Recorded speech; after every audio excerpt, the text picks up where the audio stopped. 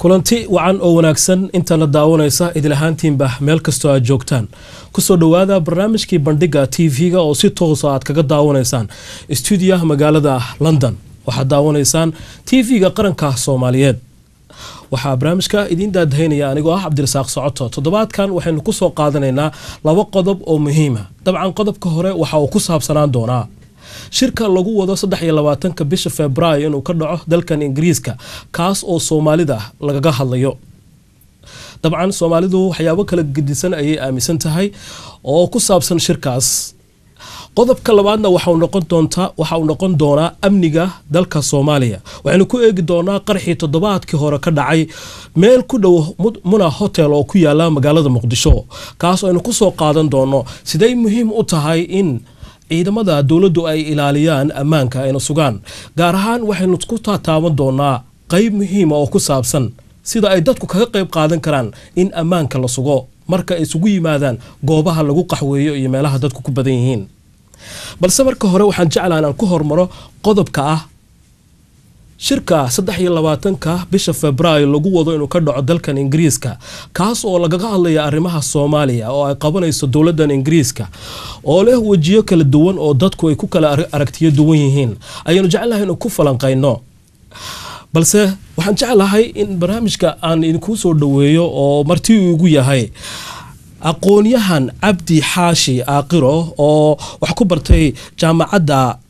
Canterbury ee dalkan Ingiriiska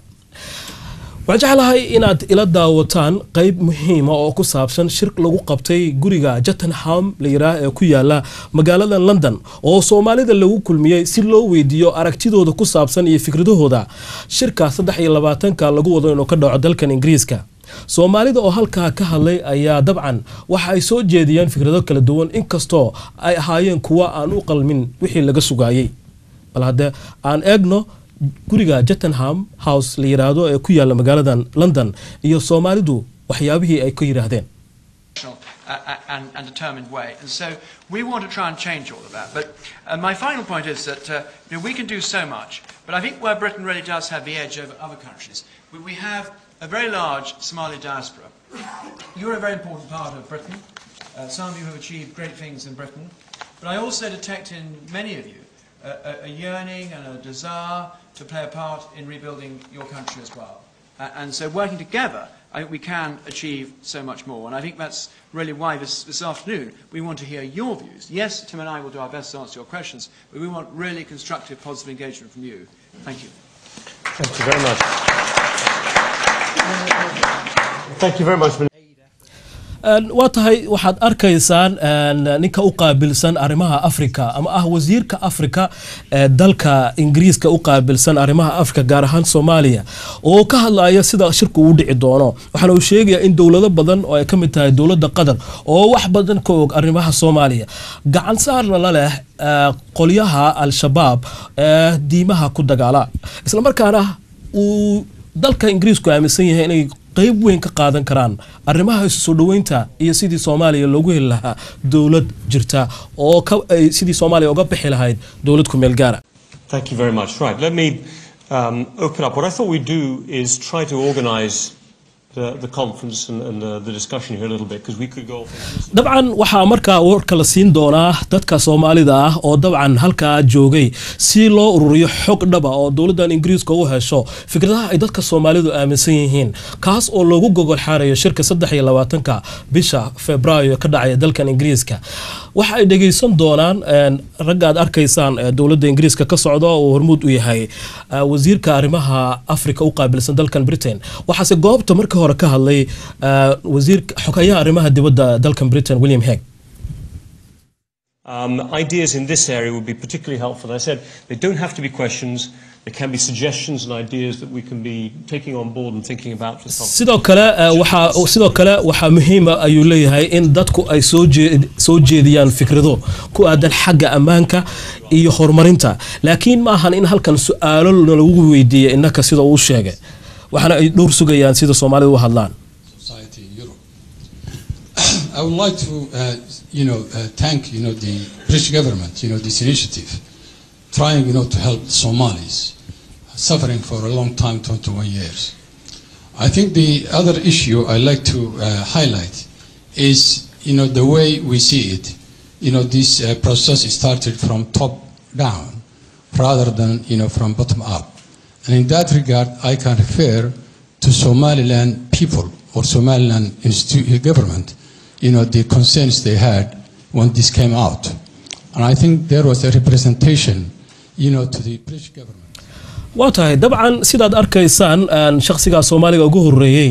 ayaa isna ka hadlaya shirka oo markaa dhiibanaya fikirkiisa isaga ku aadan Soomaalida halka timid ayaa ka kala socday ururo goongooniya qaar kood ahayeen aqoon-yahano oo hadalkooda la dhageysanayay new atmosphere among the the institutions of Somaliland, the parliament, the government, the opposition parties, and through this it is all agreed that Somaliland to be represented at the highest level in this conference. But, with the professor saying that Somaliland will have... My name is Abdi Ibrahim Nagay, and I am one of the Somalilanders. I came from all the region of Somaliland. Clearly, the problem of Somalia is tribalism. We are tribes striving. Everyone wants to grab the land of the other tribe, and everyone wants to advance. It is their tribe. Clearly, all the four gentlemen who were before me and who were talking about Somaliland are Somalilanders, but they are from one tribe, and I am from another tribe. Somaliland has been occupying the regions of Sol and Sanag and Ain, which are part of Somaliland. And also 70% of your funding actually goes to Somaliland. And it means that it has not, all these funds have not been monitored. To my friends from Somaliland who were portraying Somaliland as a heaven, democratic heaven, but this moment you are speaking, Somaliland killing machines are in Buhodla town. This is the third time this year they have attacked in that area, and over 60 civilians lost their lives. In that area, I think Sol, Sanag, and in regions of Somalia are bridge between Puntland and Somaliland. dabcan dadka la casuumay oo u badnaa qurba joog ayaa waxa ay dhiibanayeen fikradahooda sidaad arkaysaan waxana uu qof walba markii halka la isugu yimid maamuusayay fikradaha uu isagu aaminsan yahay iyo kuwa ku saleysan meesha uu ka soo jeedo iyo gobolka uu ka soo jeedo taas oo ah mid aysan sugaynin dawladda Ingiriiska Soomaalida halka ka hadashay markaad eegto oo lagu soo bandhigay tusmadan xagga YouTube-ka loo yaqaano dawladda Ingiriisku ay ku soo bandhigtay masawirada oo codkii wata Soomaalidu marka ay hadashay waxay si goongooni uga hadleen meelaha ay asal ahaan ka soo jeedaan deegaanada iyo qabiilka iyagoo marka dana gooniya ka hadlay laakiin ma ahayn wax ay sugaysay dawladda Ingiriisku oo fikradaha ay ka rabtay ma ahayn kuwa u qalma dabcan qofka xiriirinaya hadalka ahaa nin ka socday dawladda Ingiriiska ayaa mar walba waxa uu ku celcelinayay in ay dadku ku joogaan muhiimadda shirka looga hadlayay oo ahayd inay fikrado dhiibtaan oo aan ahayn in ay iyagu su'aalo soo jeediyaan laakiin nasiib darro Soomaalidu uma hadlaynin sida loogu talagalay oo mar walba waxa ay soo qaadanayeen waxyaabo gunta ku haya arrimo gaar ah oo quseeyo qoyskooda iyo tuulada ama degmada ay ka yimaadeen taas oo niyad jab ku noqotay iyo fadeexo Soomaalida halkaas ugu timid oo sheeganaya aqoon-yahano iyo waliba in ay yihiin ururo iyo xisbiyo jira oo la shaqeeya hay'ado taa waxay sharaf dhac ku noqotay Soomaalidii waxana ay madaxa ka ruuxayeen madaxdaasi ama dadka halka jooga cadaanka ah sida aynay ugu suurta galin inay Soomaalida ka helaan xog dhaba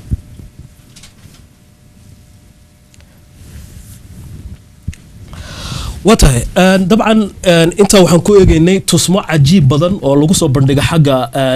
YouTube-ka loo yaqaan internet-ka oo Soomaalidu toddobaadkii la soo dhaafay ay ka qayb galeen shirkii Chatham House lagu qabtay ee dalka Ingiriiska oo xog dhaba lagu ururinayay si ay Soomaalidu u dhiibtaan fikrado kala duwan oo ku saabsan gogol xaarka shirka 23 bisha Febraayo dabcan sida dad badan ay fiirsadeen tusmooyinkaas lagu soo bandhigay internetka ee dowladda Ingiriiska soo bandhigtay ma ahayn kuwa laga sugayo Soomaalida mana ahayn fikradihii laga rabay inay kaga hadlaan waxa jirtay xagga caadifada qoyska iyo deegaan ahaanba laakiin waxa jira dad ka hadlay qodobo muhiim ah oo dabcan hoosta laga xariiqay laakiin uma wada badnayn hadaba shirkaasi ka dhacaya 23 bisha Febraayo dalkan Ingiriiska ayaa fikradaha lagu kala duwan yahay dadka qaarkood waxay aaminsan yihiin in shirkaasi aan ahayn mid Soomaalida muhiim u ah oo micno u sameeynaya uu yahay mid maxmiyad la gelin doono dalka Soomaaliya halka qaar kale ay aaminsan yihiin inay tahay mid muhiim ah oo u baahan in Soomaalidu u diyaar garowdo oo ay gacmaha isqabsadaan oo ay midoobaan oo ay ka wada tashtaan aayahooda fursadda uu siiyay dalkan Ingiriiskana ay ka faa'iideystaan dabcan arinta ayaan ku eegaynaa barnaamijkan waxa ila jooga sida hore ku sheegay aqoonyahan Cabdi Xaashi Aaqiro oo isagu wax ku bartay dalkan Ingiriiska Canterbury University عبدي طبعا كورن adigu ahaan fikirkaaga markaad eegto inta aanan fikirkaaga u gubin waxaan jeclaan lahaa tusmadii aynu dadka tusnay waxay ku jirtaa internetka dad badan oo Soomaali ayaa daawaday dadku kuma wada qanacsana Soomaalidu sida dadka meesha joogeen ay iyagoo matalayay Soomaali inay sida u hadlaan بسم الله الرحمن الرحيم الحمد لله رب العالمين هورتا مهد إلهي با اسكاله سعوتو وادنكم هاتسنتين تلفزيونكا Somali National TV او تلفزيونكا قرنكا فرصة او رونتي سينايو بلشدة Soomaaliyeed iyo falanqeyta arrimaha la xiriira arrimaha siyaasadda Soomaaliya oo runtii salka ku haya shirkan markaan soo noqday jawaabtaadii ama su'aashaadii runtii wax laga xumaado weeyaan waa arrin aad iyo aad u xun in shacbiga Soomaaliyeed dadka sheeganaya aqoon-yahanada gaar ahaan dadka sheeganaya siyaasiyiinta ama leaderska sheeganaya in inta ay hor yimaadaan dalal caalamka ugu waaweyn sida Ingiriiska oo kaleeto shirarna haddana inay yimaadaan inay haddana ka hadlaan waxyaabo qoyskooda iyo qabiilkooda iyo maaragtay dana yar oo iyagu leeyihiin sida aad macnaha hadda aan ka wada daawanay maaragtay TV hadda aan daawanaynay runtii waa wax aad looga xumaado mana aysan ahayn saad sheegtay socoto wixii looga fadhiyay dowladda Ingiriiska shirka waxay ka waday basically ujeedaday u qabatay shirkaas waxay shirkaas kaliya ma qaban sharar kale qabteen William Hague sidoo kale wuxuu la kulmay Soomaali badan wuxuu kula kulmay Finsbury Park xaafadan la yiraahdo waxay ahayd in la xog waraysto maadaama ay Soomaalidu dalkan degan British Somali citizens dadka la yiraahdo ay yihiin dad aad loo qiimeynayo waxa la doonayay in la weydiiyo waxa ay Soomaaliya maanta looga baahan yahay in laga qabto iyo international community-gu sida ay ugu baahan yihiin in loo caawiyo dadkaas waxa laga rabay fikir constructive ah dhisan oo Soomaaliya ku wajahan oo ka hadlaya root-ka dhibaatada waxaana loo doorbiday arintaas inay dadkii ayagu dalka dibadda ka jooga yihiin oo ay maskax saafiya qabaan oo ay dalka dhibaatada ka jirta ay iyagu banaanka joogaan laakiin waxay noqotay nasiib xumo arrin aad u xun oo waxayba noqdeen dadkay gudaha joogay oo dhibaatadu haysatay kuwa ka daran kala qaybsan kala fikir ah ku kala duwan aragtida guud dana gaara eegaya kuwa qabiil eegaya iyadoo dadka Soomaaliyeed adduunka markaan joogno na leeyahay adiga Soomaali baa tahay meel ka sokeeyo loo degahay ma jirto marka mid baa soo istaagay sida arkaysay qabiilka naga waa la gumeystaa buu leeyahay waxaan ka xumaaday anigu nin leh anigu qabiilkaygu waxa weeyaan waa 0.5 oo waa laga tira badan yahay oo waa la yeesaa Soomaaliya dadka dhan waa islaam ilaahayna markuu dadka abuuray oo islaamka dhigay wuu ku xoreeyay waxa weeyaan intaas la fahmaa muhiim qof leh anigu gobolkaas baan ka imid oo gobolkaas dhibaata lagu hayaa waxa weeyaan dadkii runtii mas'uuliyiintii dowladda Ingiriiska shirka qaban qaabisay isla markaana timid waxay kala kulmeen disappointment shacabkii Soomaaliyeed iyo dadkii aqoon-yahanada sheeganayay ee shirkaasi ka soo qayb galay waana fadeexad dhacday oo weyn ah oo ummadda Soomaaliyeed magaceeda oo dhan saameysay runtii haddana si cad bay dowladda Ingiriiska u sheegtay inuu noqday shirkaas shir aan successful ahayn dibna loo baahan yahay in loola tashto dadka educator-ka ah intellectual-ka ah ka fiyow qabiilka iyo kala qoqobnaanta iyo waxyaabaha laanka la yiraahdo basically marka waxaad sababay in dadka Soomaalida sida u hadlaan iyakoo jooga wadamadii horumaray oo haddana markay hadlayaan cinwaanada ay baxsanayaan aqoonyahan xisbiga ururkaasaan la shaqeynaa hay-adoo sheeganaya oo hormuud u eg maxaa qasba inay haddana ay garan waayaan oo qaarkood aqoonyahan ujeedada xitaa cinwaanka shirka maba loogu yeeray inay garan waayaan maxaa sabab leedahay runtii socoto waa su-aal runtii very crucial ah u baahana in dadka Soomaaliyeed ay isweydiiyaan horta aqoonyahan aan diiwaan gareyno aan qeexno aqoonyahan ma ahan nin wax bartay oo kaliya ka fikira in uu asagu fiid gareeyo jeebkiisa oo uu xado ama lacag helo ama wax isdaba-marsiiyo aqoonyahan ma aha ninka bulshada ku haga waxa xun aqoonyahan ma ahan ninka magacyada la baxa beenta ah bulshadana wareeriya aqoonyahan waa nin isku kalsoon aqoontiisa iyo caqligiisuna ay israacsan yihiin kana fikira waxna u soo bartay bulshada uu ka yimid targetkiisuna uu yahay badbaadada iyo dad bulshadaas hadday dhibaato haysato haddaysan haysanna horumarintooda inuu ka fikiro that is a definition of the aqoonyahan laakiin waxa weeyaan waa dhibaato jirta in shaatiyaal badan la iska gashto in qof walba yiraahdo anigu waxaan ahay maaragtay leader waxaan ahay siyaasi waxa dhibaatooyinka nagu batay ka mid tahay waxayna ruudkeedu tahay arintaas damac xumada ragga Soomaaliyeed ka muuqata runtii qofku inuu iska jeclaado kursiga inuu ku fariisto madaxweynenimo ama uu hogaamiyenimo ku fariisto isagoon la iman shuruudihii iyo waxyaabihii looga baahnaa waa ceeb weeyaan qofkii doonaya ma xuma inuu jeclaado inuu madax noqdo laakiin waa inuu ku xisaabtamaa markaad halkaas tagtid waxa lagaaga baahan yahay qualificationka lagaaga baahan yahay muxuu yahay waa maxay waxa ku attach garaysan oo la socda arinta doonayso dadkii marka waxay u bateen yaana oranay u bateen runtii laakiin bulsho badan oo wareersan baa jirta oo kaarar jeebaka ku wata oo leh anagu mas'uuliyiin baan nahay oo xisbiya sheeganaya oo urur sheeganaya oo mansabkii bulshada sheeganaya iyo qaar xitaa dhaqan sheeganaya oo lamida iyaga marka bulshadii waxa ku dhacay maanguur dhibaato ayaa ku dhacday taasna waxa loo baahan yahay runtii waa mid u taala dadka dareenka wadaniyadeed leh dadka garanaya dawlad iyo dal iyo diin iyo calan waxa uu yahay dadka garanaya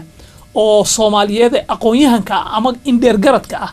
ayaa runtii ay tahay arintaas inay aad uga dadaalaan dadka ku hafoobay oo ku dhibaatoobay oo ku dhaxwaashay damacaas xunna runtii waxaan ugu yeeraynaa inay dhulka dhigaan rabitaankooda waalida ku salaysan Soomaaliya arinteedu maanta uma baahna 500 oo leader oo isgarab orada uma baahna rag Soomaaliyeed oo socoto runtii bulshada ku adeegta u arka inay bulshadu tahay wax ayaga ay isticmaalayaan laakiin waxay u baahan tahay dad nadiif ah oo ka nadiifa damaca shakhsiyadeed doonayana inay bulshada badbaadiyaan xabsaaq halkee joogaan dadkaas dabcan ingiriiska waa meesha qurbaha Soomaalida qurba joogta ugu badan tahay guriga Cheltenham House dabcan waa dad la casuumay oo loo soo diray inay yimaadaan casuumaad meeshaas laguna soo xulay dabcan aragtidooda iyo qaab dhismoodkooda iyo sida iyagu aqoonta u leeyihiin xagee laga raadinaya dadkaas dad ka sareeya hadii dadkii dawladdu ay doortay la casuumay oo loo arkay inay hormuud u yihiin bulshada Soomaalida ay fadeexada noocaas kaga hadleen Cheltenham House maalintii la tagay wax jiro weeyaan xagee joogan dadka kale la raadinayo xaqiiq waxa weeyaan socoto horta dadka tagay kriteeriyada lagu soo xulay wali ma hayno laakiin waan dareemi karnaayo waxa lagu soo xulay dalkan Ingiriiska waxaan ognahay adiguna aad ogtahay anaguna aan ognahay inay ka jiraan community-yo macnaha dawladdan Ingiriiska ka rajiska ama charities la yiraahdo oo mid ku xiran la arkin ama ururo bani aadanimada u dooda oo mid walba uu iska yahay laba shakhsi ama 10 qofood ay ku midaysan tahay laakiin bulshadii inteedii kale aysan ku midaysnayn arintaasi waxay sababtay kala qaybsanaan baahsan iyo wax qabad la'aan bulshada dhexdeeda ah dadka la raadinaya marka wuxuu yahay dad shir marka la qabanayo dawladda Ingiriiskana waan la xiriirnay waan u dirnay runtii waa in lagu soo xulaa ma ahan in lagu soo xulo anigu waxaan ahay reehebel anigu waxaan aaminsanahay siyaasadda noocaas ah anigu siyaasi baan ahay aysan wadan haba yaraatee wadaninimo aysan ku jirin waxa la doonayaa dadka iyo dalka waxa badbaadin doona dad dhalinyaro ama odayaal ah oo waxgarad ah ama aqoonyahana laakiin wadaniyadoodu ay sareyso dadkaas ayaa loo baahan yahay shirkana waxa lagu marti qaaday kuma jiraan dadkaasi magaalada ay joogaan runtiina waayo waxaan soo laabanaynaa marka shirka lagu wado inuu dhici doono 23ka bisha Febraayo isaga maxaa ka aaminsan tahay waxtar buu leeyahay Soomaalida ma noqon karaa mid Soomaalidu ka faa'iideysato waxaad leedahay fikradahan kala duwan Soomaalida faa'iido ugu ma jirto shirkaas waa waxyaabo gooniya ku hoos jira la leeyahay adigu ma sha Allah wax weyn socoto waa sax weeyaan walaalo wax weeyaan shirkan aniga shakhsiyan waxaan aaminsanahay inaysan Soomaalida wax faa'iido ugu jirin inuu yahay waanan qeexi doonaa haddii alla idmo ujeedada waxaan sidaa u leeyahay horta marka ugu horeysa dadka Soomaaliyeed waa dad dhibaataysan dhinaca abaaraha haday ka saameeyeen way ka saameeyeen dhinacna colaad ayaa 22 sano maaragtay saameeynaysa oo ay macnaha la dhibaatoonayeen arintaas ma ahan wax nature dhacay oo dhulgariir dhacay caawo kale ma aha waa man made waxa la yiraahdo qof baa sameeyay dalal baa sameeyay dawladaha ka dambeeya siyaasado ayay huwan tahay dalka iyo dadka la doonayo in lagu kala qaybiyo lagu laayo ugu dambeeyna dalka lagu qaato Soomaaliya dawlad baa hadda ka jirta ha tabar darnaato laakiin iyadaasaan la ogolayn xitaa inay shaqeyso waxaan tagay Muqdisho aniga mar dhow marka aad eegto qaabka uu dalku macnaha ay u joogan ciidamada qaabka daran oo runtii aan qaarkood Etoobiyaanku iska soo galay wax weeyaan Kenyaatu iska galay madaxweynuhu uu ka hadlay runtii wax weeyaan waa dareemaysaa dalku inuu bob ku jiro dalka markaan u soo noqdo shirkan waxa isugu imaanaya originally shirkan wuxuu ahaa ajandihiisu in dawladda Ingiriiska iyo hay'ado inay sarkaan loogana hadlo laba qodob security-ga oo iyo burcadbadeed oo israacsan oo ay ku jirto ammaanka oo guud ahaan ammaanka la isku yiraahdo iyo burcadbadeeda wax badan oo ajandihiisu intaas dhaafsanaa ma laha arinta Turkigu dalka ma ku tagay dawladda Turkigu markay Soomaaliya tagtay ajandihii Soomaaliya ee adduunka u degsanaa ee Soomaaliya ku aadanaa wax badan ay ka bedeshay ma sha Allah runtii oo danihii laga wax badan ay ka bedeshay taas ayaa waxay keentay barnaamijkii 20 sano la ku dhaqi lahaa oo nolola imaan lahaa in la soo dadejiyo waana runtii wax muhiim ah inay dadka Soomaaliyeed sidaan u fahmaan shirka waxa isugu imaanaya oo 40 dawladood hadeertan oo iyo hay'ado isugu jira oo kulligood ka hadlaya kana tashanaya danaha ay ka leeyihiin Soomaaliya mas'uuliyiin Soomaaliyeed waa lagu marti qaaday of course oo ugu horeeyo madaxweynaha Soomaaliya laakiin haddana waxaa muuqda 5 saacadood inaan arrin Soomaaliyeed lagu gorfayn karin adiguna waa dareemi kartaa qof walba aqliyan lagu dareemi karaa laakiin waxa weeyaan waa la soo qoray waa laga wada hadlay balaankuna waa degsan yahay balaanku wuxuu yahay xilliga dawladdan iyo dawladdeena hadda jirta Soomaaliyeed iyo baarlamaanku socoto wuxuu ku eg yahay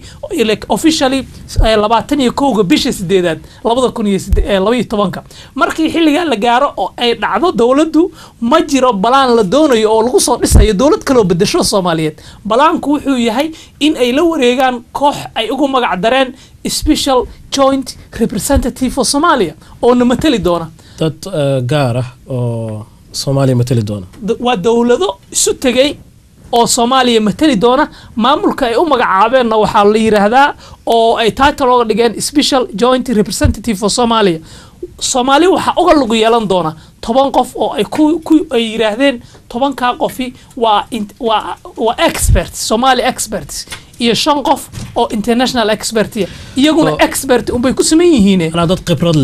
leh basically laakiin dawlad ma waxaan marka rabaa pointiga meesha inaan ka muujiyo wuxuu yahay maalinta dawladdu ay dhacdo ee aan Soomaaliya dawlad ka dhalan ee ay la wareegaan bisha 8 oo soo socota oo ay la wareegaan qoladan special joint representative for Somalia awoodda dalka okay af Soomaali dad badan baan dhageysanay wuxuu sheegay marka waxa weeyaan qolooyin ama dawlado qaar dad laga soo xulay oo la isku geeyay oo Soomaaliya maamulay saas weeyaan la jeedaa marka say ku maamulayaan ma dawlad ba iyaga dawlad noqonayo oo dad ajnabi ayaa dawlad noqonayo Soomaaliya u talinayo la jeedaa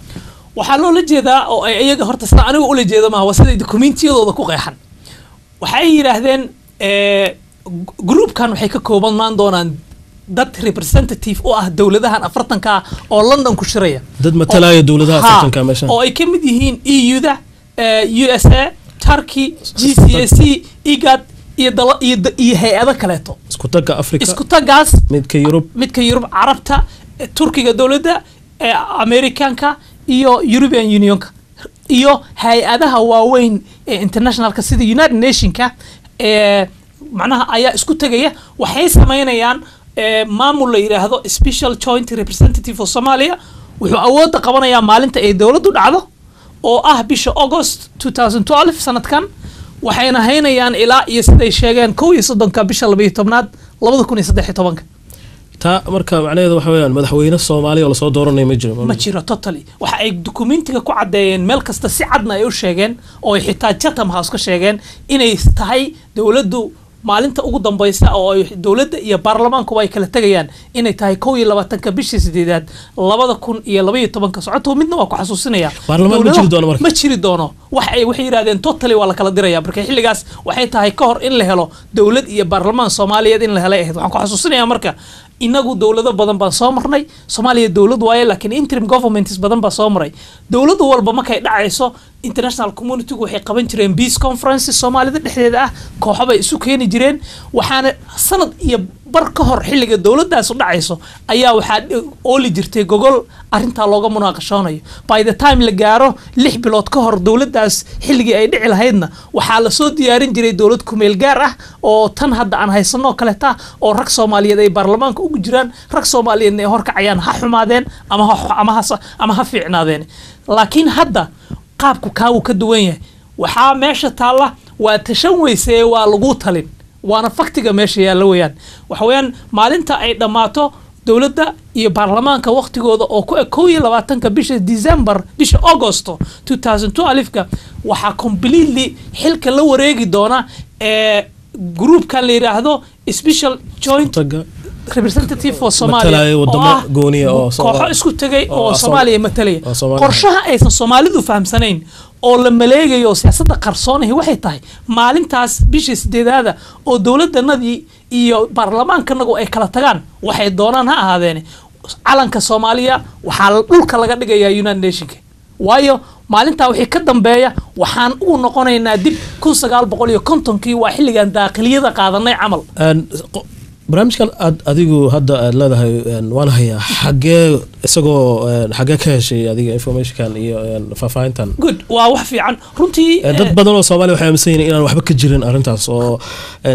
dabcan dawladda Ingiriisku ay diyaar u tahay in Soomaaliya ay caawiso oo ka bixiso dhibaatadii ay ku jirtay dabcan waa la dhihi karaa way jiraan dana gaara haddana waxay u eg tahay sida dadka qaar ay aaminsan yihiin in Soomaalidu hadii ay ka faa'iideysato mid ka noqoto in ay wax bedeli karaan oo dawladda Ingiriiska ay diyaar u tahay Soomaaliya ay mid dawlad jirto noqoto meel karka ka baxdo sida ma aha barada wax weeyaan horta dadka ka soo qayb galay shirka oo Soomaalida ah waa dhowr kooxood oo kala nooc ah waxaad og tahay shirka inuu ka soo qayb galay madaxweynaha Soomaaliya waxay ahayd officially shirkan hadii Soomaali loo qabtay dawlad baad dalka ka jirta ha xumaato qofkii ku qanacsanaado qofkan ku qanacsanayo ku qanacsanan waxay ahayd in ayaga la casuumo officially laakiin hadda waxa laga hoos casuumay oo lagu hoos wadaa 100 warlord oo kulligood hubaysan runta markaan ku sheego waxa taasna waxay cadeynaysaa sida ay dawladaha reer galbeedka ama danaha naga lihi ay doonayaan inay undermine gareeyaan jiritaanka iyo statuska Somali government waxa dibna loo kugu celinayaa sida cad trusteeshipki waxaan jeclaa marka qaybta labaad jawaabta su'aashaad inaan u soo noqdo documentigan waa leaked document adduunyada aad u jeedo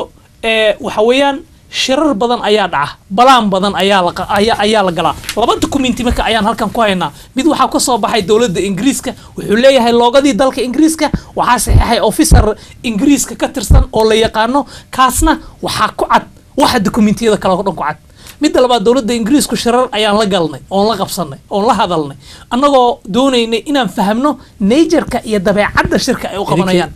idinku way yaa la jeedaa idinka annaga waxaan u la jeedaa dad badan oo Soomaaliyeed oo anigu aan kamid ahay markii la sheegay shirka in la qabanayo waxaan xogaa nagashay documentigan aan aragnay waxaan nagashay dhiila ah ruuxani ama wax ka jiraan ama ay sabeen tahay labadaba saas daraadeed waxaan la xiriirnay xafiiska FCO-ga oo ay dowladda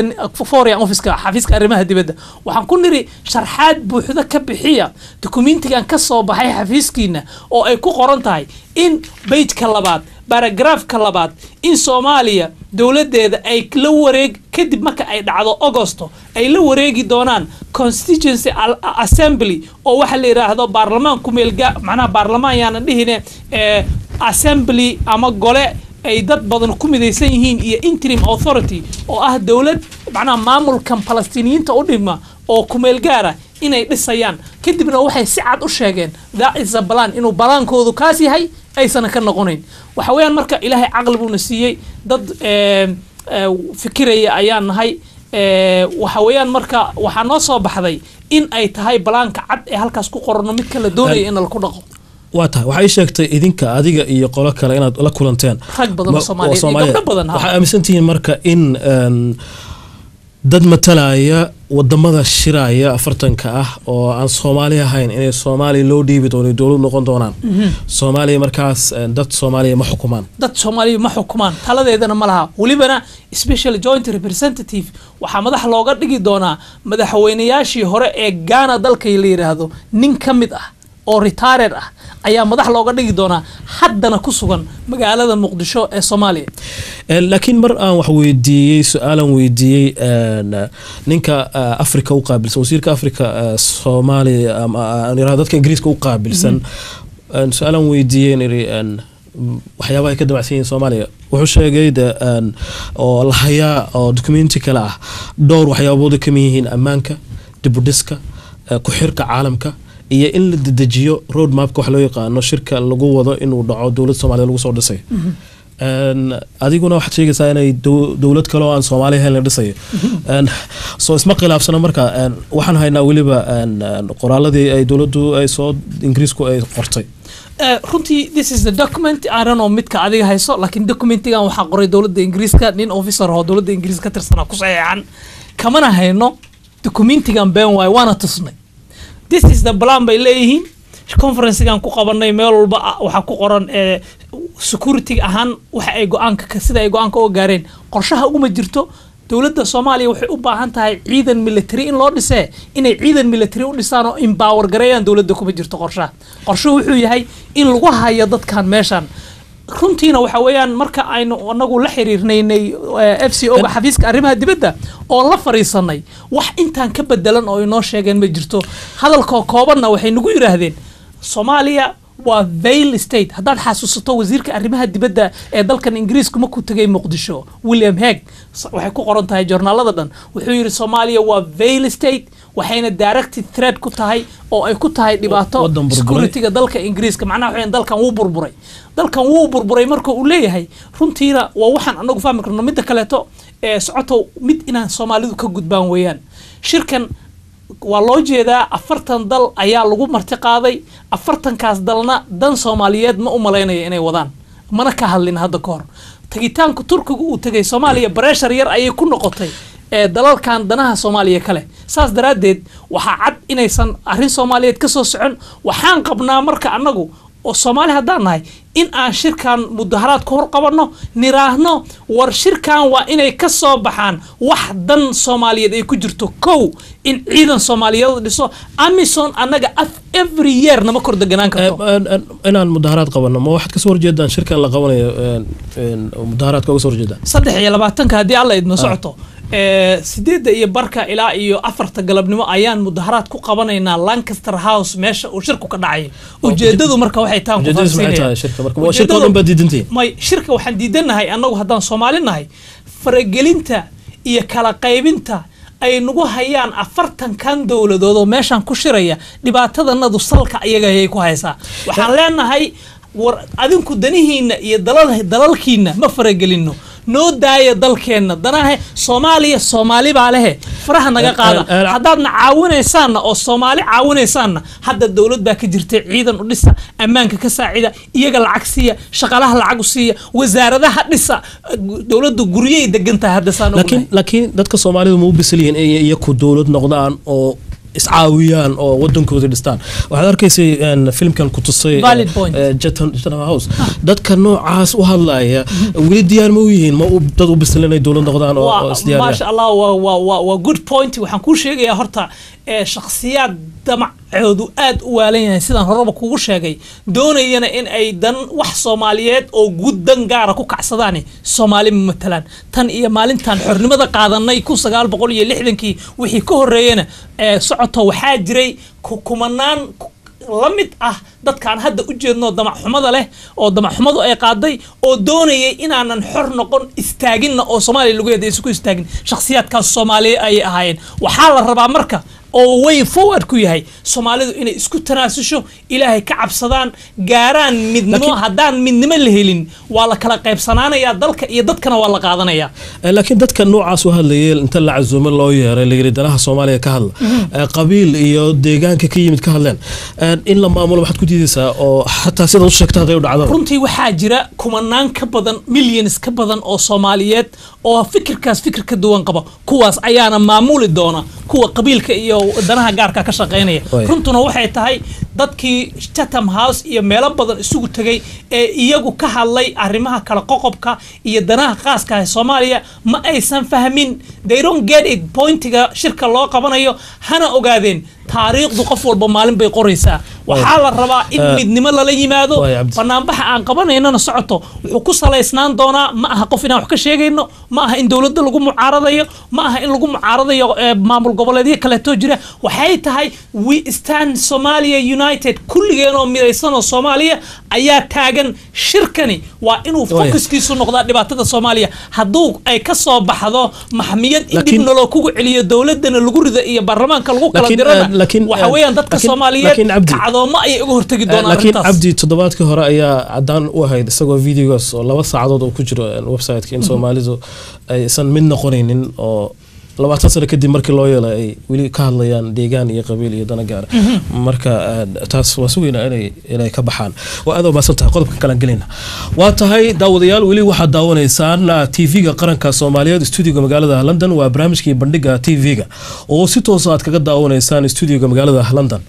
qodobka labaad qodobkii hore aynu ka hadlayno waxa uu ku saabsanaa shirka ka dhacaya 23 bisha Febraayo dalka Ingiriiska oo Soomaali badan lagu casuumay guriga Chatham House la yiraahdo ee ku yaala magaalada London si ay u dhiibtaan fikradahooda oo lagu gogol xaaray shirkaas laakiin kaas oo noqday mid Soomaalidu aanay fahmin isla markaana ay kaga hadleen dana gaar ah iyo kuwa iyaga si gooni u qoseeya oo xagga reerkooda qabiilkooda iyo waliba deegaanada ay ka yimaadeen qoseeya taas oo sharaf dhac ku noqotay waxna loogu yeeri karaa fadeexadii Chatham House qodobkaas taasaan ku dhaafaya qodobka xiga waxa uu noqon doonaa toddobaadkii hore waxa magaalada Muqdisho ka dhacay qarax ay ku dhinteen dad badan oo Soomaaliya meel ku dhow hotelka Munah oo ku yaala magaalada Muqdisho qaraxaas oo ay sheegteen dhaqaaqa al-shabaab waxaan eegi doonaa sida ay muhiim u tahay dawladdu inay xoog saarto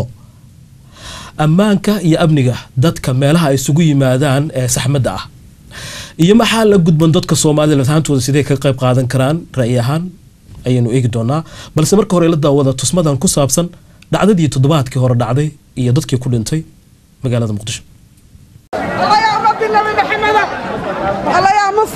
qaraxani oo ahaa mid si weyn looga dareemay qaybo fara badan oo kamid ah magaalada Muqdisho ayaa ka dhashay kadib markii gaari kaarib ah oo laga soo buuxiyay waxyaabaha qarxa uu isu qarxiyay ka soo horjeedka goob maqaayad ah oo ku taala dhabarka dambe hotel Munah ee magaalada Muqdisho halkaas oo ay ku sugnaayeen dad aad u fara badan qaraxa ayaa dhacay gabaldhicii maanta iyadoo ay ku nafaayeen dad tiradooda lagu sheegay 11 ruux halka ay dhaawacyo ka soo gaareen 15 kale oo 6 kamid ay ahaayeen mudanayaal ka tirsan baarlamaanka Soomaaliya oo ka agdhawaa goobta gaariga lagu qarxiyay goobjooga goobtaasi ku sugnaa ayaa warbaahinta uga warbixiyay qaabka uu qarax u dhacay iyo khasaaraha ka dhashay intaba bismillahirrahmanirrahiim magacaygu waa Axmed Cali Salaad inna lillahi wa inna ilayhi raaji'uun meeshan waxa ka dhacday musiibo inta ku dhimatay waxaan leenahay ilaahay ha u naxariisto inta ka tagaan waxaan leenahay sabir iimaan Allah ka sii marka ugu horeyso annagu waxaan kamid ahay dadka xaafadda deganaa oo meesha falku ka dhaca kamid ah marka gaarigan ayaa wuxuu soo maray meesha laamiga kolayta sidaan aniga hadda target gareysanayo gaariga wuxuu ku socday gurigan xildhibaanadu degan yihiin taargetkisa kole guriga xildhibaan oo degan waa gaariga wuu kala wareegay oo gaariga sameeyo isira aad guriga gashidna meeshan jooga wuxuu isku daray asagoo gaariga kala wareegay iyo qarax hal mar dhacay isku dhacay kala wareegay qaraxuna waa dhacay ilaa qofkii gaariga saarnaa iyo wixii ku jirna qofka ma deganin ilaa hadda meeqa qof ogaanshahay aniga xaqiiqatan kole aan hadda tira koob cadadan ma hayo laakiin intaan aniga gacanteena aan ku qaadnay ilaa 7 qof sidoo kale xildhibaan daahir ciiro oo ka mid ah mudanayaasha baarlamaanka ee goobjoogka ka ahaa goobta uu qaraxaasi ka dhacay ayaa saxaafadda isla u xaqiijiyay inuu indhihiisa ku arkay ilaa iyo 6 badane oo dhaawac fudud uu soo gaaray hada meesha dhibaato ka dhacday waan fadhiya 2 mitir baan u jiray meesha gaariga ku qarxay dhagahaygu hadda aniga say wax maqlayaan waa dirqi xildhibaanadii ila fadhiyay dhaawacyo sahlan baa gaaray hatta qaarkood dumaya warka ma hayno ilaa imisa dhaawacanta kole dhaawac waxaan hubaa daahir jeesow oo iyo mid kale oo nin gacan isagana caaga ugu jiro isagana dhaawac sahlan lugahoodii ku soconaya waa la qaaday waan la qaaday dhaawac sahlan imisa gaarayaan kala aad u xildhibaanada gaariga noocaab uu ahaa ma la waday mase koraya laga hagay gaariga la kor laga hagmaan waa la wadi gaariga soo socday baan nala ku soo kala xeelay kaabadaas celisay u jeedaan meeshii ku qarxay dabadeedna bariisi oo go'go'ay oo kuwa dadka ku laayay ilaa iyo maqaayadaas ilaa iyo meheradahan marka dhibaato xoog la ka dhacday ummadda Soomaaliyeedna uga tacsiyeynayda wixii ku dhintay wixii dhaawacana ilaahay ha u boogadayaan leeyahay daqiiqado kadib markii uu qaraxa dhacay ayaa waxa goobta booqday saraakiil ka tirsan ciidamada booliska Soomaaliyeed uu ka mid ahaa taliyaha qaybta guud ee ciidanka booliska Soomaaliyeed Colonel Axmed Xasan Maalin waxa uu warbaahinta faahfaahin ka siiyay baaritaanada ay sameeyeen booliska ee ku saabsan khasaaraha ka dhashay dhacdadani geerida 11 qof way geerida aniga saan ka xaqiijin dhaawaca waxaana loo sheegay oo xaqiiqada aniga baarista aan haynaa 15 qof qaraxa muxuu ka dhashay qaraxa baabuur ayuu ahaa baabuuris qarax sida ayaa la soo dhigay meesha soo ma garan markii la dhigay ninkii dhigay uu ka tagay wuxuu kulli raadinayay dad mas'uuliyiin oo meesha soo fariistay uu ka tagay dad weynaha soo iska fadhiya meesha ku qarxay marka gaariga qof kuma jirin banaanka laga qarxay baabuurka banaanka laga qarxay ayee waka taas waa xaqiiqo taas xaqiiqo qofkii marka qarxiyo wax raada ma hayeen hadda waxa la hayaa 3 qof ayee ciidanka hadda markay meeshii gurmadka loo yimid bam F1 lagu soo tuuray ayee 3 qof oo baawur wadata ayaana la qabtay kuwa dadkan u maleynayaan inay ahaayeen kuwa remote-ka ay dadka bamka F1 ka soo tuuray ma 3 qof oo baawur ka saarneed ba nin kamid ah tuuray hal shakhsi baa tuuray baash laakiin waa wada socdeen ayee waka marka waa haytaanada gacanta Allah hayaa ciidamada qalabka sida ee Soomaaliya ayaa durbadiiba isku fidiyay goobta uu qaraxu ka dhacay iyagoo ammaanka si weyn u adkeeyay waxaana gaadiidka ambalaasta la arkayay iyadoo daadgureynaysa dhaawacyada dadkii ku waxyeeloobay qaraxa kuwaasoo daryeel caafimaad loogu fidinayay isbitaalada magaalada sidoo kale qaraxaasi ayaa sababay burbur hantiyeed oo soo gaaray goobihii ganacsi ee ka agdhawaa goobta qaraxa lala beegsaday meydad la aqoonsan waayey ayaa iyaguna sidoo kale goobta lagu arkayay kuwaasoo lagu qaaday gaadiidka ambalaasta waxaana mar qura isbedelay dareenka dadweynaha Soomaaliyeed ee ku soo xoomay goobta qaraxaasi lala bartilmaameedsaday falkan ma aha mid ku cusub dhagaha indhaha shacbiga Soomaaliyeed markaad eegto qaraxan oo kale ayaa waxaad inay ka dambeeyaan maleeshiyaadka kooxda Al-Shabaab ee caadeystay inay baabiyaan jiritaanka ummadda Soomaaliyeed kuwaasoo dhowr jeer oo hore qaraxyo la beegsaday dad Soomaaliyeed oo aan waxba galabsan iyadoo kooxdaasina ay hore u sheegatay mas'uuliyadda qaraxii lagu laayay dad aad u fara badan oo ku sugnaa xarunta Hargeysa iyo Saamaha 4 bishii Oktoobar ee sanadkii hore isla markaana uu khasaaraha ugu badan ka soo gaaray arday Soomaaliyeed oo loo qaadayay dalka Turkiga si ay wax ugu soo bartaan dalkooda diintooda iyo waliba dadkoodaba dhinaca kale xubno ka tirsan golaha wasiirada ayaa kulan degdeg ka yeeshay arintan ka dhacday kasoo horjeedka Baar Fadxi oo ku yaala degmada Xamarweyne ee gobolka Banaadir xubnahan ee golaha wasiirada ee loo saaray inay soo baaraan dhacdadii ka dhacday magaalada Muqdisho isla markaana qaraxa lagu beegsaday dad rayid ah ayaa waxay soo kormeereen goobtii uu qaraxu ka dhacay iyo sidoo kale isbitaalada Madiina iyo Banaadir oo la geeyay qaar kamid ah bukaanadii ku waxyeeloobay qaraxaasi wasiiradan ay kamid ahaayeen ra'iisul wasaare ku-xigeenka wasiirka gaashaandhigga arrimaha gudaha warfaafinta caafimaadka ayaa waxa ay la hadleen warbaahinta qaranka caawa iyagoo ka warbixiyay xaaladda bukaanadii ugu dambeeyay ee la geeyay isbitaalada iyo waliba dadkii dib u geeriyooday dhibaatadii maanta ka dhacday abaarihii 5 iyo barki kadib markii kooxdan nabadiidka ah ay soo abaabuleen shirqool iyo mu'amarad ay ugu tala galeen inay ku dhibaateeyaan shacabka Soomaaliyeed taasoo dhacday waqtigaas runtii ulajeedada kulankan in warbixin waafiya idinka siiyo wixii dhacay ilaa iyo hadda waxa suura gashay in wasiirada ka tirsan golaha wasiirada iyo mas'uuliyiinta amniguba ay booqasho ku tageen goobtii ay dhibaatadu ka dhacday iyo goobahii kale ee caafimaadka sida isbitaalada Madiina iyo Banaadir iyo goobihii kale lagula tacaalay dadka dhibaatada shacabka ay ka soo gaartay maanta waxaa dhacday arrin aad iyo aad naxdin u leh waxaana ka dhacay qarax ayaan darro ah oo ay ku dhinteen dad masaakiin ah waxayna arrintaas sabab u tahay oo cadaynaysaa in nimankan meesha jooga oo aysan dawlad iyo dad gaar ah midna u dan lahayn ee dantoodu ay tahay shacabka Soomaaliyeed iyo ummadda Soomaaliyeed meel kasta joogaan inay ku xasuuqaan waxaan rabaa marka ugu horeysa inaan u tacsiiyo shacbiga Soomaaliyeed meel kasta ay joogaan gaar ahaan eheladii dadkii geeriyooday iyo kuwa ku dhaawacmay meeshaba ilaahayna waxaan ka baryaynaa intii dhimatana ilaahay inuu naxariistii janno ka waraabiyo inta noolna oo dhaawacana ilaahay inuu dhaawacooda fududeeyo annagu haddaan nahay dawladda Soomaaliya waxaanu shacbiga Soomaaliyeed caaw waxaan doonayaa raggii hore inta hore hadalka dhameeyay laakiin waxaan doonayaa maanta caaw inaan la hadlo shacbiga Soomaaliyeed gaar ahaan dadka shacbiga Muqdisho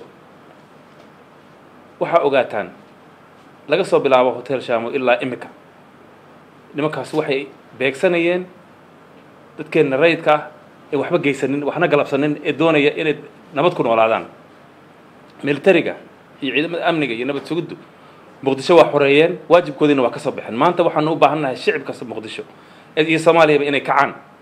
ee nimankan iyaga ku hoos dhuumanaya ay soo saaraan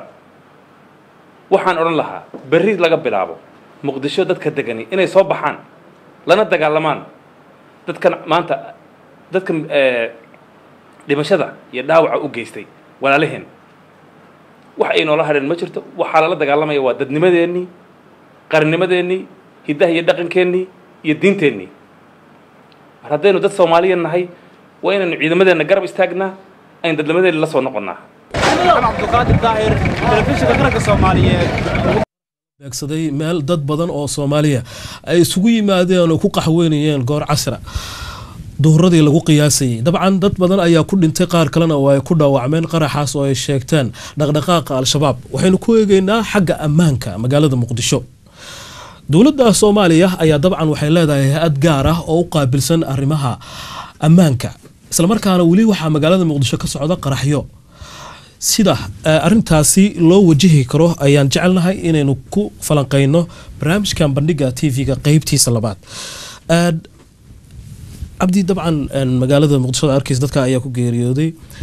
maahan markii ugu horeysay markii labaad iyo markii saddexaad haddana waxaan arkaynay filimkaynu fiirsanaynay in booliisku uu leeyahay ma ahayn gaariga in isagu u qarxay bam gacmeed baa lagu soo tuuray dadkina waanu qabanay isla markiiba dhacday dhexdeeda marka maxaa la gudboon baad leedahay ciidamada ammaanka ama nabadgelyada dadka u qaabilsan ee aad u qaabilsan in ay mas'uul ka saaran oo looga baahan yahay muxuu noqon karaa runtii socoto waxa weeyaan dadka horta mas'uuliyiinta dawladda iyo ciidamada dawladda waxay wakiil ka yihiin ammaanka dadka shacabka ee deegaanada socnool waxaa looga baahan yahay marka wuxuu markay dhacaan kadib in dad la qabqabto macno ma dhalanayso waa in ay runtii qaataan talaabooyin ammaan oo aad u aad adag waxaana qasab ah in waxani intaysan dhicin ka hor laga hortago waxa weeyaan iskama dhacaan waxani baabuur bay dadku saaran yihiin baabuur baa meel la dhigaa la leeyahay sidee baabuur meel magaalada Muqdisho inta ay dawladdu ka taliso maadaama ay wada hayso dawlad macnaha gacanta dawladda ku jirto magaalada Muqdisho waxa weeyaan baabuur in meel la dhigo oo saacado yaalo waa wax weeyaan waxyaabaha oo security dalkan hadda aragtay Ingiriiska haday cabaar yaalaan wax meel waa loo tagayaa waxay tahay marka ciidamada dawladdu kow marka ugu horeysa iyo saraakiisha dawladda u qaabishan amnigu waxa weeyaan waa inay intelligence adeegsadaan security intelligence baa jira dadkan baabuurta saaran oo bambooyinka wata oo hubka wataay siday u awoodeen inay ku dhex safraan ciidamada dawladda dhexdeeda inay dawladda dhexdeeda dadweyne degan inay qarxiyaan waxa weeyaan tii horena waan ogaa shameful weeyaan sidee waad aragtay wadankii oo dhan dadku hubka gacmaha ku haystaan guryuhu u yaalaa sidee loo xakameyn karaa in qof uu qoray ama xabad ama bam uu qaato سياسي لو ogaan karaa in waxan qarax lala damacsan yahay meel mostly horta waa inaan expertigii adduunka meelihii dhibaatooyin ka dhaceen aan isticmaalnaa waxaa qasab ah in road blockyo badan dalka ay macnaha magaalada ay yaalaan waxaa qasab ah security check up oo 24/7 oo aan kala go' lahayn inay dadku macnaha in deegaanada ciidamadu joogaan inuu jiraan in waxaa qasab ah baabuurta in si joogta ah loo baaro sida dalalka Afghanistan iyo hadda Ciraaq ka dhacda ma dhaco baabuur inuu wada maro isaga oo 2-3 goor la baarin marka imagine baabuurkii 2 goor 3 goor soo baaray way adag tahay waxyaalo qarxa iyo dad hubaysan inay ku dhex badbaadaan waxa meesha ka muuqanaysa dayaca inaan xilba la iska saarin security iyo ammaanka maalin walbana magaalada Muqdisho aad bay noo dhibaysaa in ay maalin walba qarax ka dhaco dad dhalinyaro ama waxba aan galabsan ay ku dhintaan waxaan jecelahay horta marka ugu horeysana inaan tacsi tiiraanyada u diro ummadii Soomaaliyeed ee halkaas ku geeriyootay ee ajir iyo xasanaad macnaha Allah siiyo kuwii u gurmaday iyagana jannadii Allah ka waraabi ayaan leenahay waxaan soo laabanayna waa ognahay dowladda Soomaaliya awood weyn oo ay ku bixiso mushaar badan in dad badan oo dharcad ah oo xog badan ururiya oo dadka ku dhex jira inay hesho oo macnaha soo tabiya waxyaabaha ay ka shakiyaan oo kale inay adag tahay in la shaqaalaysiiyo xagga dhaqaalaha awgees maxaa la gudboon marka dadkii shacabka ahaa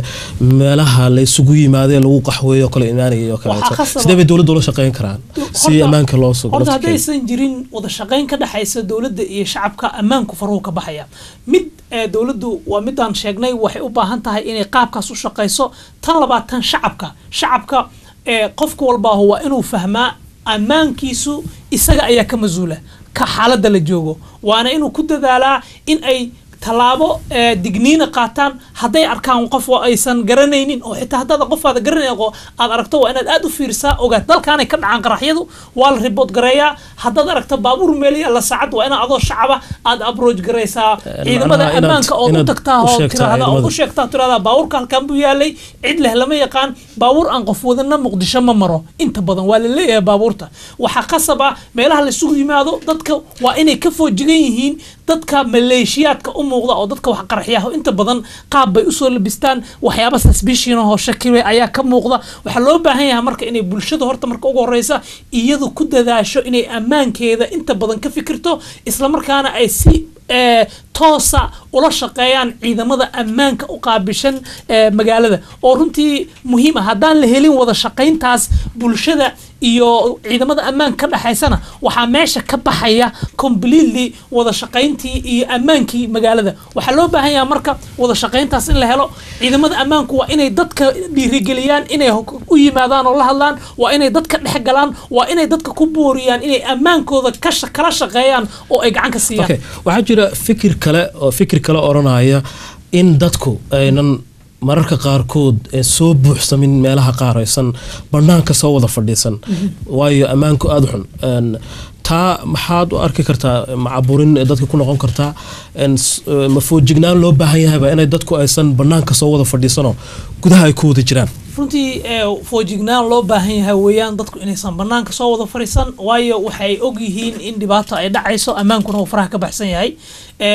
waxaa kaloo la oran karaa dadka cabsi baa ku jirta oo runtii wax jira ah iyadana fakti meesha yaala ah oo dadku markii hadda Muqdisho maraan tagay October ayaan ka imid waxaad arkaysaa dadka qof walba oo geesuhu fiirinaya wuxuu attention ka yahay waxa dhici doona baabuurta ku soo agmaraysa waxaad ka tahay very attention oo aad baad u eegaysaa waxaad ka taxadiraysaa oo waxaad leedahay baabuurkan muxuu yahay qofku macnaha aadan garanaynin hadduu ku soo aado oo toos ku soo abaaro aadan garanaynin wax wato marka bulshadu way u baahan yihiin laba inay dhowr arrimood sameeyaan inay meel aysan isugu imaan horta hadday meel isugu imaanayaan sida ardadoo kaleeto dhalinyaradoo kaleeto dadka hoteelada la ku fariisto kaleeto waa inay ka taxadaraan ammaanka meesha ay joogan yihiin iyo naftoodaba waayo ma jirto hadeertaan awood wada qaban karta ammaankooda marka qof walba ammaankiisa inuu ka fikiro waa very important